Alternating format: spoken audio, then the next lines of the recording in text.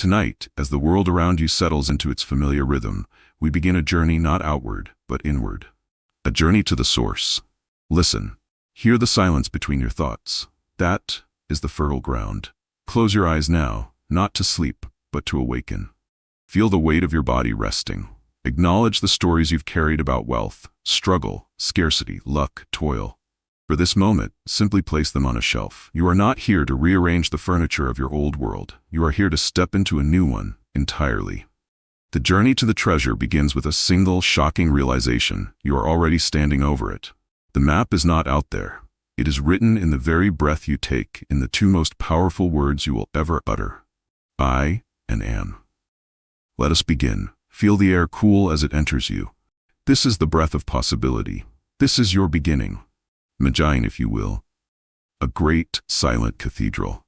Its vaulted ceilings are lost in shadow. Its foundations go down to the core of the earth. This cathedral is your consciousness. For most of your life, you have wandered its halls, admiring the stained glass windows of your memories, kneeling at altars built by others, parents, society, past pains. You have believed you are a visitor here, a pilgrim. But tonight, I tell you, you are not the pilgrim. You are the architect. Every stone of this inner world, every arch, every echoing corridor was placed by a single powerful builder, your own I am. We have mistaken the furnishings of the cathedral, our jobs, our relationships, our bank statements, for the cathedral itself. They are but shadows cast by the light we allow through the windows. It is time to step into the sanctum, the very center, and meet the builder. Listen to the ancient words, I am that I am. This is not a puzzle. It is the master key. I am is the nameless, faceless, limitless power of awareness itself. It is the canvas upon which all portraits of yourself are painted. The frightened child, the striving worker, the hopeful dreamer, all are paintings. I am is the blank, eternal wall. Your supreme creative act is to choose which painting hangs upon it. You say, I am poor, and you have hung a masterpiece of lack. You say, I am blessed, and the light in the cathedral shifts. This is your divine prerogative. No one else can hang a picture on your wall. You alone hold the hammer and nail. What if, just for tonight, you took down every painting and stood simply in the quiet power of the empty wall? Feel the space that opens up. That space is pure potential. That space is God. That space is you. Imagination is not daydreaming. It is the divine workshop. And its most sacred tool is feeling. Not emotion, which comes and goes like weather, but feeling. The deep, internal knowing of a state's reality. To imagine yourself wealthy with the dry intellect of a planner is to build a house of blueprints. To feel yourself wealthy, to sink into the quiet joy, the effortless ease, the tangible solidity of it, is to lay granite foundations. Let's practice. Don't think of a sum of money. Instead, feel the texture of financial freedom. The weightlessness in your shoulders on a Monday morning. The smooth, cool metal of a key in your hand. The key to a space that is wholly yours. The deep, restful sleep that comes from absolute security. Capture that sensation. Let it bloom in your chest. This feeling is the seed. Nurture this, and the world must rearrange itself to mirror your inner garden. The world screams for action. It demands you run before you can walk. But creation is a silent art. There is a sacred pause between the planting of the seed and the breaking of the soil. Neville called this the Sabbath. It is the interval of total acceptance. You have planted the seed feeling of wealth. Now you must walk away from the garden in trust. This is the hardest part for the logical mind. It wants to dig up the seed to check for roots. Your work now is to live from the end. The desire is no longer a wish for the future. It is a memory of the past.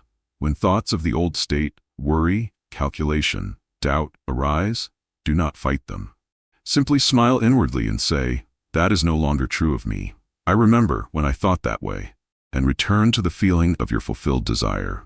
This Sabbath is not passive. It is the most active trust in the universe. It is going to sleep in the assumption that what you want is already yours. Let us engage the most potent engine of your mind, your curiosity. We will perform an alchemy. Turn the leaden statement, I am not, into the golden question, what if I were? What if I were the source of all wealth in my world? Don't answer with a plan. Answer with a scene. A small, mundane, profoundly real scene. What if you were wealth? How would you make your morning coffee? Feel the heat of the mug. Smell the rich aroma. Taste the luxury of a slow, unhurried sip, looking out at a view you love. What if you were wealth? How would you answer a phone call from an old friend? Hear the relaxed warmth in your own voice, free from the underlying strain of need. Play this what-if game tonight before sleep. Let it be the last conscious thought. As you drift off, feel the reality of that scene seep into the porous state between waking and sleep. This is where imagination stamps its reality onto the soft clay of your subconscious. The world is a mirror. It shows you not what is, but what you are. Every person you meet is a polished surface reflecting your own I am declaration back to you. The colleague who seems withholding reflects a hidden belief in scarcity within you. The stranger's generosity reflects a moment you allowed the flow. Tonight, we re-script the conversation. Stand before your physical mirror. Look past the surface details. Look into the eyes of the one who dwells within, and speak to them. Not as a beggar to a king, but as God to God. Say with gentle authority, I am the source of all wealth. I am the open hand through which abundance flows. I am the architect of kingdoms. Watch your own face. See the light shift as the words, spoken with feeling, resonate with the being behind the eyes. The mirror of the world will begin to change its report. It has no choice. You have changed the broadcaster. There is a secret room in your inner cathedral. It is called the Chamber of Revision. Here the past is not a prison, but malleable clay. Every memory that reinforces a story of lack, the missed opportunity, the humiliating debt, the parental warning, can be revised. Not denied, but rewritten from the perspective of the I am you are now. Close your eyes. Bring forth a memory of financial shame or fear. Now, watch it like an old film. But you hold the director's cut. Rewind it. This time, as the scene plays, step into it as the you who is the source of wealth. Feel your posture change. Hear your voice calm and assured. Speak a different line. See the other actors in the scene respond to your new power. Let the scene resolve in harmony, in unexpected gain, in dignity. Play it through until it feels like a genuine memory. You are not lying to yourself. You are claiming your divine right to author your entire story. The past forgiven in imagination releases its chains on your future. Your desires are not random. They are echoes of your own destiny, calling you forward. That longing for a home, for freedom, for the ability to give generously, it is not a taunt from a cruel universe. It is the voice of your future self whispering back through time. Your desire is God's will for you. For God is within you, as you. So treat your desire with the sacred respect it deserves. Don't shrink it. Don't be realistic. Honor it. Give it a home in your imagination. Imagine the moment after the desire is fulfilled. The quiet, not the fireworks. The sigh of deep relief, not the crowd's applause. Sit in that aftermath, feel its texture. Your gratitude is not for something coming. It is the natural perfume of a wish already fulfilled. Breathe in that gratitude now. It is the scent of reality rearranging itself. Your prayer was always answered in the very moment it was conceived in feeling. You are, at every moment, harvesting the crop of your deepest assumptions. An assumption is a seed planted in the subconscious, watered by repeated feeling, and left to grow in the Sabbath of your mind. We have been careless gardeners, allowing weeds of doubt and lack to seed themselves. Tonight, we become deliberate.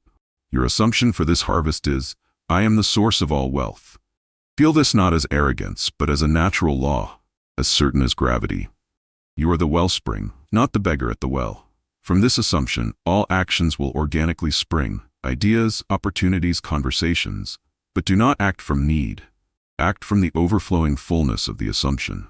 When you spend money, feel it as a circulation from an infinite source, not a loss from a finite pot. This assumption, hardened into fact within you, will compel life to present the evidence. The check, the opportunity, the solved problem. These are just the ripe fruit falling from a tree you planted long ago in imagination. The threshold between waking and sleeping is the most porous border in your universe.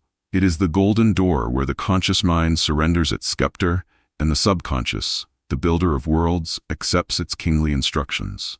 Tonight, you will not simply fall asleep. You will move with intention through the doorway. As you lie in bed, wrapped in the darkness, construct a simple, sensory-rich scene that implies the fulfillment of your wealth. Perhaps it is the feeling of signing your name on a document of ownership, the scratch of the pen, the smoothness of the paper.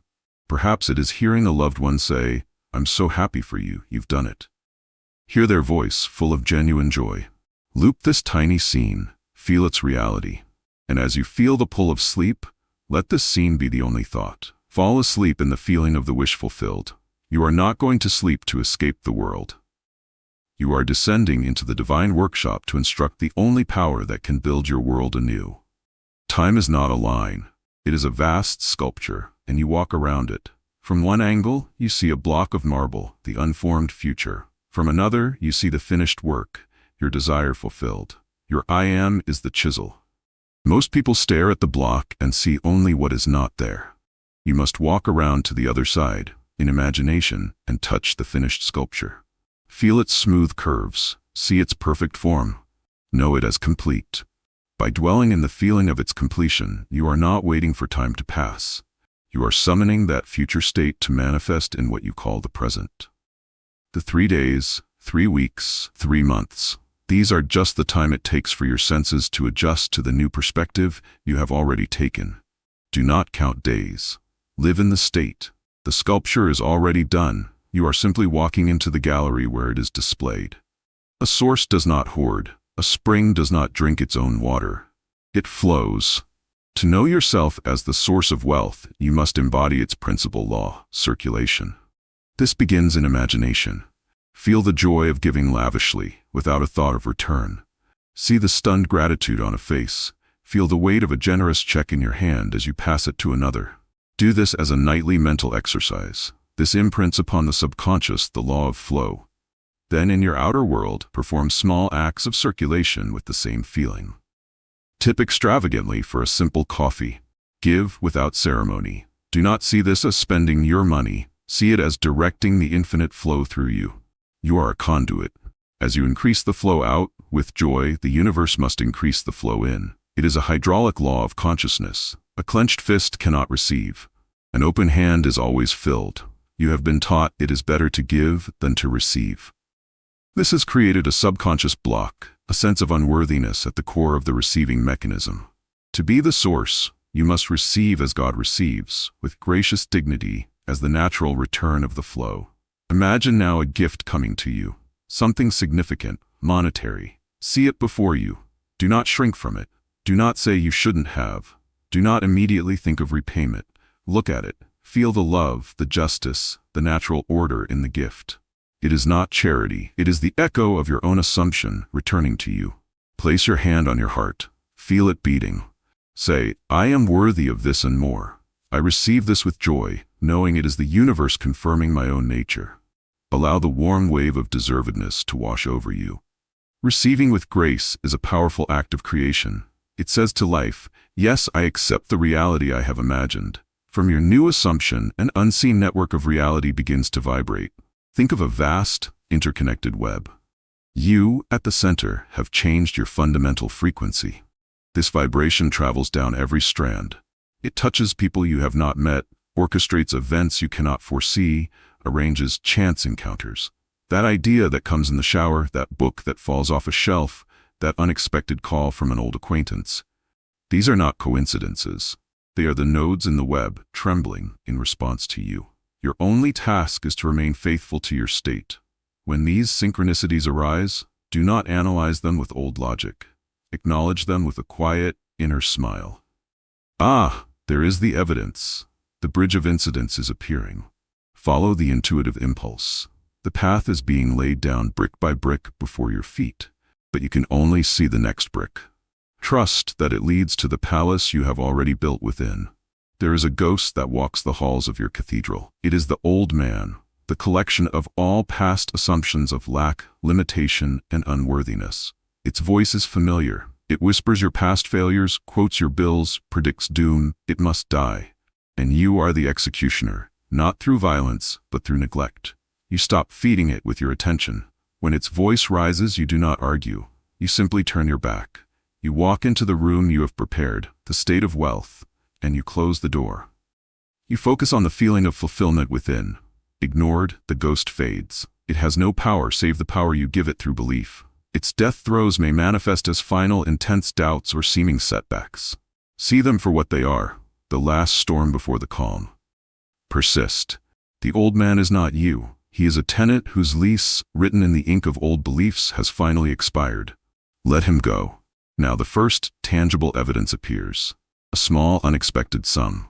A solved problem that would have cost money. A gift. This is the first fruit from your invisible tree. Here is the critical test. The logical mind will want to seize it, count it, spend it in fear, and say, "Is this all?" Do not do this. This first fruit is a sacred token. Receive it with gratitude, but see it for what it truly is. The proof of the principle. It is the universe saying, your assumption is taking root. Celebrate the principle, not the amount. Honor it. Perhaps you circulate a portion of it immediately, cementing your identity as the source. Your faith is now being rewarded with signs, not with the complete manifestation. This is the most delicate time. Keep your gaze on the feeling of the end, not on this small beginning. The first green shoot is not the harvest, but it is the undeniable promise of it. Your persistence is the fire that hardens the soft clay of assumption into the unbreakable pottery of fact. What began as a delicate what if has become a of course. The feeling is no longer something you must cultivate. It is your natural atmosphere. You breathe the air of wealth. You move with its ease. The desire may even fade in intensity, not because you've given up, but because it is accomplished within. There is a profound stillness, a knowing. You no longer check for signs. You live in the reality. This is the Sabbath fulfilled. From this place, action becomes inspired, effortless, and obvious. You are not working for money. Money is flowing toward the work you do as an expression of your fulfilled self. You are not chasing opportunities. Opportunities are drawn to your magnetic state. The world around you is now beginning to solidify into the exact image of your inner truth. You have climbed the mountain in imagination. You now live from the summit. Look down from this height. See the old paths of struggle, the winding roads of doubt, now far below. They seem small, almost unreal. From this vantage point, your vision is clear. You see the interconnectedness of all things. You understand that every person in your world was playing the part required by your former or current state. You feel no anger, only compassion. You are now the source, not just for yourself, but a conduit of blessing for your world. Your wealth is not an island, but a continent. Your creativity expands. Your ideas are vast, not because you are smarter, but because you are unafraid. You think from the end, and thus the means appear grand and simple. This is your natural home. You are not a visitor to the kingdom of wealth. You are its sovereign. The I Am has fully claimed its domain, and so we return to the source. Not a destination, but a beginning. I Am is the eternal spring. It never runs dry. It never judges what flows from it. It simply is. Your journey was the remembrance that you are not the bucket, nor the water, nor the thirst. You are the spring itself. All wealth, financial, emotional, spiritual, flows from this fount within. Your work is never to build the spring, but to clear the debris of false identity that blocked its flow. That work is now your gentle, ongoing joy. Every morning, you awaken into I Am. Every night, you sleep in its certainty. You are the source. Let this knowing be the rhythm of your breath, the pulse in your veins. The world will reflect this truth in ever grander, ever more perfect ways. But the truth itself is here now in the silent cathedral of your being. You are home. You are the wealth you sought. You are the I Am. And so it is.